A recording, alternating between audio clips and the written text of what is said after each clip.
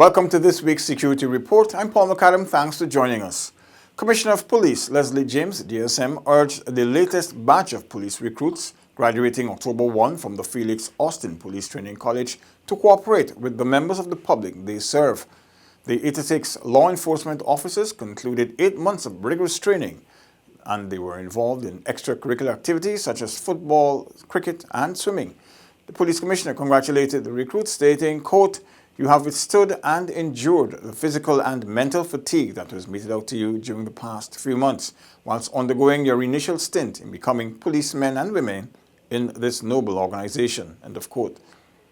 On November 2, a team from the Guyana Police Forces Cooperative Credit Union, headed by Manager Assistant Superintendent Ronald Venture and Lance Corporal Travis Curry, with Woman Constable Elizabeth Jacob, visited the Bartica Police Station, Regional Police Division No. 7. They conducted a sensitization talk with ranks on the roles and functions of the credit union, the lending and borrowing processes, and the benefits that the union has to offer to its members.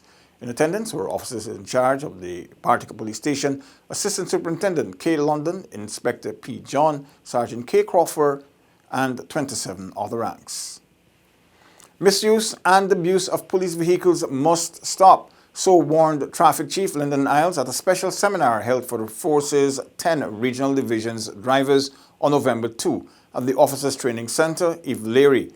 The seminar was in keeping with President David Granger's call for a thorough assessment of how the fatal accident, which recently occurred at Friendship on the east bank of Demerara, involving a police vehicle with a siren and a private car driven by a soldier, and how to prevent a reoccurrence.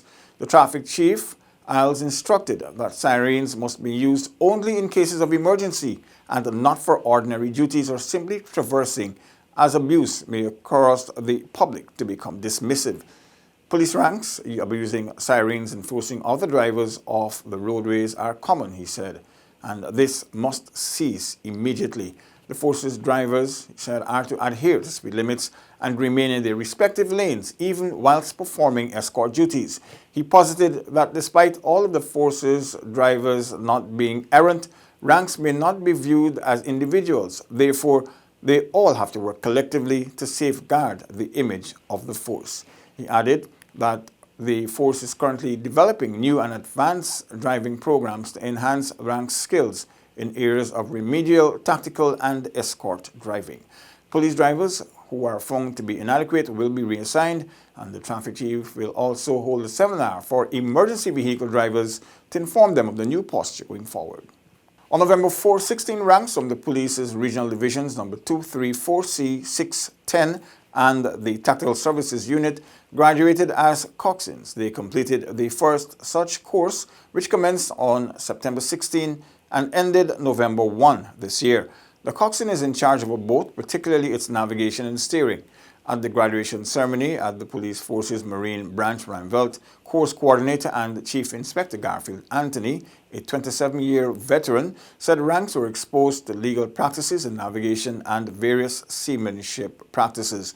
The Chief Inspector Anthony is also a captain, a trained maritime law enforcement officer, a master certified to operate boats up to 3,000 tons in Guyana's coastal waters, and a diesel mechanic. He urged ranks to go back to the divisions and execute what they were taught to better protect the country, reminding them of their motto, service and protection. 3 Burbismen wanted in connection with the murders of 4 fishermen during a recent pirate attack were arrested in Suriname and deported back to Guyana. O'Brien Fraser, known as Shines, 21 years old, of Lot 66, Eversham Village, Quarantine, and Amath Budridge, known as Andy, 18 years old, of Lot 97, Belvedere Village, also under quarantine, were handed over to local lawmen on November 6. Lennox Grimman, the 37-year-old of Cromarty Farm, Quarantine, was also charged with murdering Lamar Petrie, Kewal Kisoon, Vishnu Siram, and Marvin Tamasar, whilst in the companies of others and during the course of piracy. On November 6, ranks of the Guyana Police Force and Prison Service conducted a routine search of the Mazaruni prisons. They found 3 SIM cards, 10 cell phones and chargers, 59 packets of cigarettes, 6 scissors, 11 improvised weapons, 8 lighters, 2 smoking utensils, 8 broken pieces of mirror, a quantity of bamboo and fronto, and 1,404 grams of cannabis sativa, or marijuana. An intelligence-led operation conducted by ranks of the Regional Police Division 4, Section B, which is equals to Moblissa, on November 6, also resulted in the dismantling of a vehicle theft ring. The ranks arrested 13 persons and secured a number of vehicle parts. These included the shells of a Toyota minibus and a 192 motor car, 3 other motor cars, a 150 Elite motorcycle, 5 generators, and 2 weeding machines. All of the aforementioned are suspected to be stolen or unlawfully obtained. They were found at different locations in the Kurukuru Station District.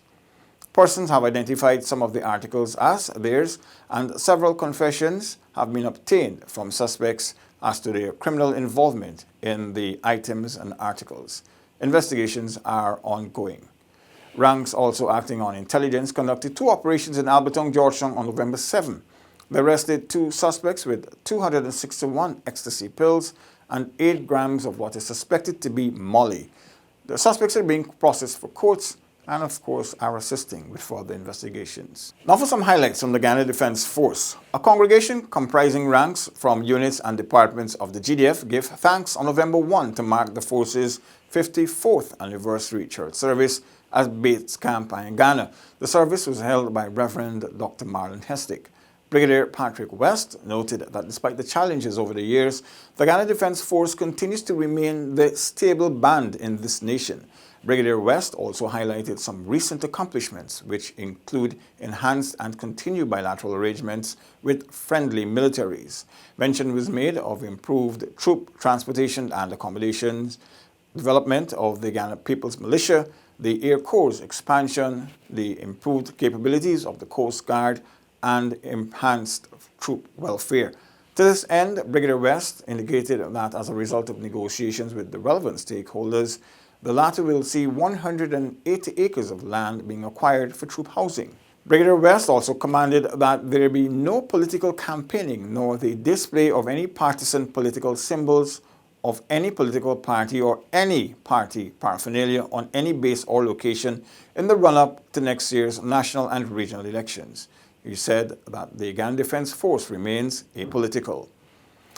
And the GDF Boxing Gym continues to dominate with its recent win at the Terrence Alley Boxing Championships, which concluded on Sunday last at the National Gymnasium. The GDF won 8th of the 11 finals and also copped 6 runner-up positions. Corporal Claremont Gibson was awarded the prize for Best Boxer Elite. Coach Terrence Poole, leading Team GDF to victory for the past 25 years, received the Best Coach prize. The GDF also won the prize for Best Gym from the 6 competing gyms in the championship. On this week's wanted list, the police want 3 men in connection with an armed robbery conducted on November 2 on Xiao Chumia, the proprietor of a supermarket at No. 2 Village in Kanji, Berbice. Those wanted are Jason Isaacs, 30 of 18 Bristol Street East, Kanji, Berbice, Ravendra Punwasi, 36 of Lot 12, Palmyra East, Kanji, Berbice, and Dudnot Bisundial, 22 years old, of 81 Coburg Street, East Kanji, Berbice.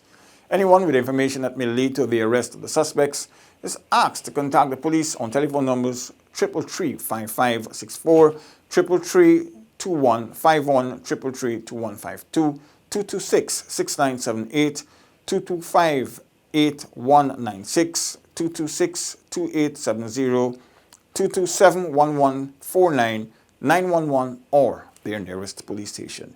Remember, all information will be treated with the strictest confidence. And that's it for this week's Security Report. Goodbye.